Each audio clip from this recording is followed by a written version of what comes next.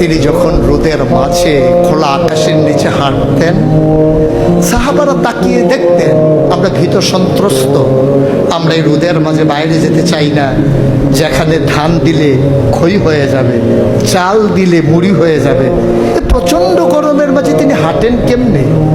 অবাক বিশ্বে উপরের দিকে তাকিয়ে দেখতেন নবী হেঁটে যায়, আর নবীর মাথার উপরে একটা মেঘের টুকরা ছায়া হয়ে হয়ে পাশে পাশে যায়। এবড়ো থেবড়ো পাথরগুলোর উপর দিয়ে আমার নবী যখন হাঁটতেন, পাথরের কোনা বের হওয়া পাথরে সবাই হাঁটতে ভয় পেতেন, অথচ নবী সেই এবড়ো থেবড়ো পাথরের উপর দিয়ে হেঁটে যেতেন। তারা চিন্তা করতেন নবীর কদমের নিচে এই শক্ত পাথর পড়লে উনি কি ব্যথা পান না? পরীক্ষা করার জন্যে পেছনে পেছনে অনেকেই দৌড়াতেন।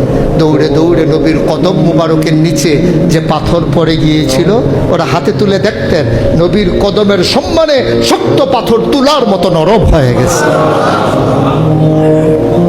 এ নবী আমার, এ নবী আপনার নবী, এ নবী আমাদের নবী। আমরা প্রাউড ফিল করি।